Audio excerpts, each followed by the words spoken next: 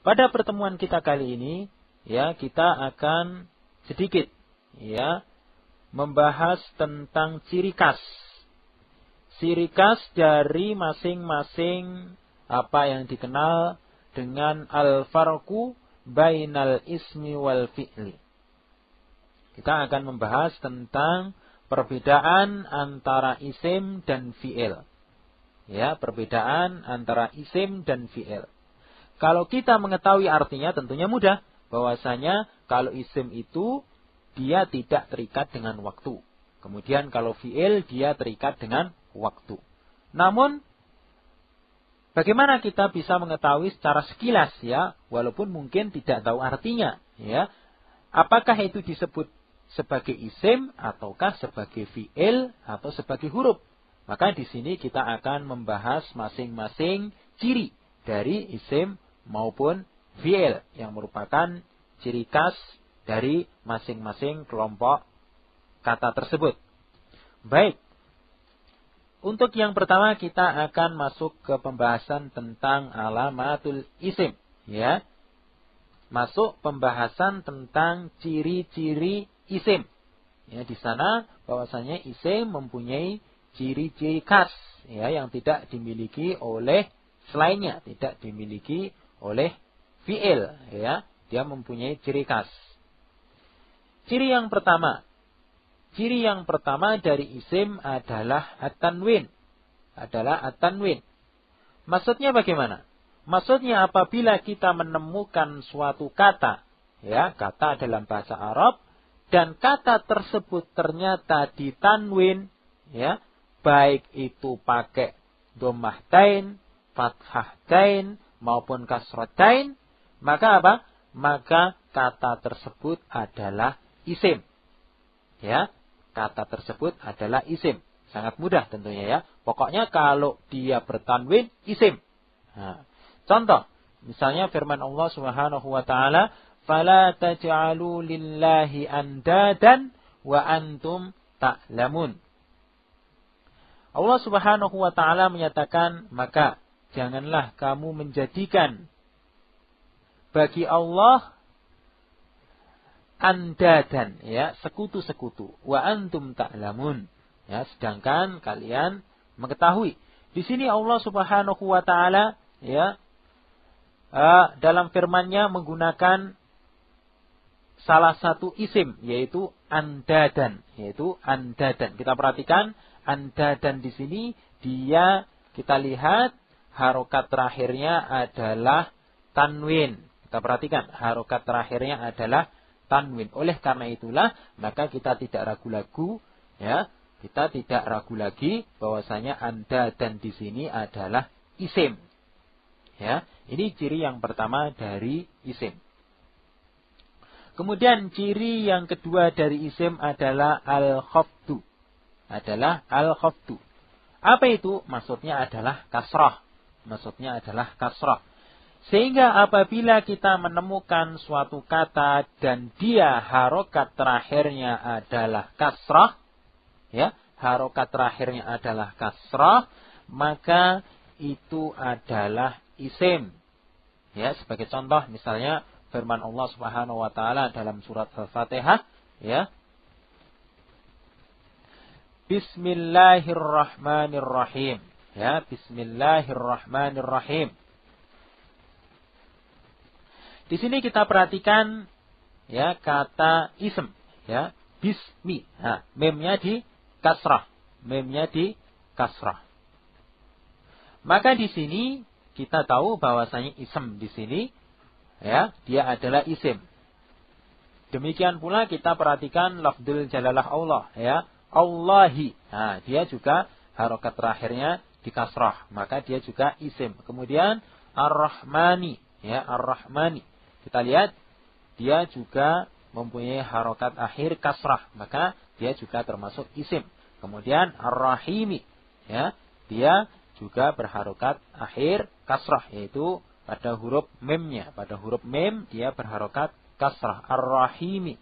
Maka kita katakan bahwasanya ism ataupun lafdzul jalalah Allah maupun ar-Rahman maupun ar-Rahim dia merupakan isim. Karena apa? karena harokat terakhirnya kasrah atau merupakan tanda isim yang kedua, yaitu khafat, ya, khafat. Baik. Sekarang untuk ciri yang ketiga, dari isim, yaitu al-alifu wal lam. Ya, al-alifu wal lam. Maksudnya apa? Maksudnya apabila kita menemukan suatu kata, ya, kita menemukan suatu kata dan ternyata kata tersebut bergandengan dengan alif dan lam pada awalnya, ya, tentunya pada awalnya. Apabila kata tersebut bergandengan dengan alif dan lam, maka kata tersebut adalah isim. Kita perhatikan, misalnya contoh dari firman Allah Subhanahu wa taala, "Dzalikal kitabu la raiba fih." Ya, Allah menyatakan, ya, itu adalah Alkitab, ya, Alkitab la raiba fih, yang tidak ada keraguan padanya. Nah, kita perhatikan pada kata Alkitab. Di sini Alkitab dia adalah kata yang bergandengan dengan alif dan lam. Alkitab, ya, ada alif dan lamnya. Maka dia, ya, kita yakin bahwasanya dia adalah isim. Baik. Sekarang untuk ciri yang keempat. Untuk ciri yang keempat dari isim. Ciri keempat dari isim, yaitu harful jar. Ya, huruf jar. Maksudnya apa?